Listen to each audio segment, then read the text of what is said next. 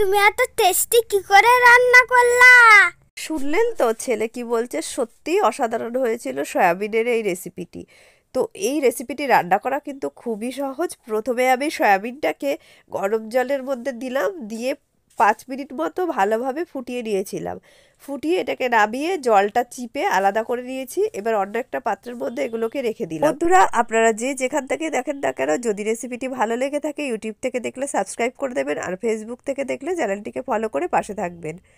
এবারে আমি এই সয়াবিনগুলোর মধ্যে প্রথমে দিয়ে দিলাম 1 চামচ মতো লবণ, 1 চামচ হলুদ, 1 চামচ জিরে গুঁড়ো, আর 1 চামচ লঙ্কার গুঁড়ো। লঙ্কার গুঁড়ো মানে ঝাল লঙ্কার গুঁড়ো দিয়ে এবার এর মধ্যে আমি অ্যাড করব বেশ কিছুটা পরিমাণে টক দই। টক দই দিয়ে এর মধ্যে আমি একটু চিনিও দিয়ে দিলাম, তাহলে স্বাদের ব্যালেন্সটা ঠিক থাকবে। এবার হাত দিয়ে খুব ভালো করে এইভাবে মেখে নিলাম। এইভাবে মেখে নিয়ে বেশ কিছুক্ষণ, প্রায় 5 মিনিট মতো মেখে নিয়ে তারপর এর মধ্যে আমি কিছুটা বেসন অ্যাড করে দিলাম। বেসনের পরিমাণটা খুব কমই দিতে হবে। এইবার এটাকে এইভাবে ম্যারিনেট করে প্রায় 15 মিনিট মতো রেখে দিয়েছিলাম। লাস্টে কিন্তু একটু সর্ষের তেলও দিয়েছিলাম। সর্ষের তেল দিয়ে এইভাবে রেখে দিয়ে 15 মিনিট এটাকে রেস্টে রেখে দিয়েছিলাম। এইবার একটা কড়াই খুব ভালো করে গরম করতে হবে যাতে লেগে না যায়। একদম ধোয়া ওঠা গরম করে তাতে সর্ষের তেল দিয়ে তার মধ্যে আমি সয়াবিনগুলোকে দিয়ে দিলাম। শুধু সয়াবিনগুলোকে এইভাবে দিয়ে হাই আঁচে বেশ কিছুক্ষণ ধরে এটাকে কিন্তু ভাজতে হবে। আমি এটাকে একদম লালচে লালচে করে ভেজে তুলে নিয়েছিলাম।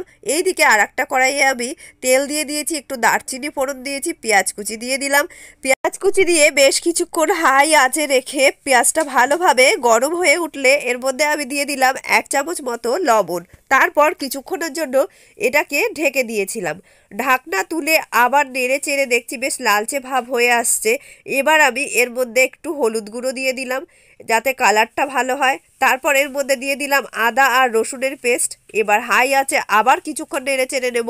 নেড়ে চেড়ে এটাকে ভালোভাবে ভাজা হয়ে গেলে এর মধ্যে আমি টমেটো কুচি অ্যাড করে দিলাম। টমেটো কুচি দিয়েও আবার বেশ কিছুক্ষণ নেড়ে চেড়ে যখন এটা ভালোভাবে গরম হয়ে যাবে, আমি এটাকে ঢেকে দিয়েছিলাম, প্রায় 5 থেকে 7 মিনিটের জন্য ঢেকে দিয়েছিলাম। তো ঢাকনা তুলে দেখছি যে টমেটোগুলো কিন্তু নরম হয়ে এসছে। আবার একটু খুন্তি দিয়ে নেড়ে চেড়ে দিলাম। খুন্তি দিয়ে নেড়ে চেড়ে এইবার সেই ভেজে রাখা, দেখো সয়াবিনগুলো আমি কতটা লালচে করে ভেজেছি। এই রকম ভাজা শুধু খেতেও কিন্তু দারুণ লাগছিল।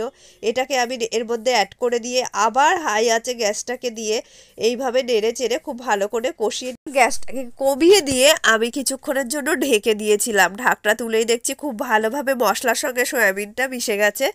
এবার আমি এর মধ্যে অল্প অল্প করে জল অ্যাড করব। জলের পরিমাণ কিন্তু বেশি দেওয়া যাবে না। তার আগে আমি এর মধ্যে একটু চিকেন মশলা অ্যাড করে দিলাম। খুব ভালো লাগে চিকেন মশলাটা অ্যাড করলে, একটা চিকেনের ফ্লেভার আসে আর খেতেও দারুণ লাগে। তো জল কিন্তু বেশি পরিমাণে দেওয়ার দরকার নেই, খুব অল্প পরিমাণে জল দিতে হবে। হাই আছে ফুটতে দিয়ে ঢেকে দিয়েছিলাম কিছুক্ষণের জন্য। তো ঢাকনা তুলে দেখছি গ্রেভিটা প্রায় গাঢ় হয়ে এসছে। তো আরেকটু গাঢ় হলেই আমি নামিয়ে নেব। আর নামানোর আগে একটু চিনি অ্যাড করে দিয়েছি, আর ওপর থেকে কিন্তু একটু ধনেপাতা কুচি দিয়ে দিয়েছি।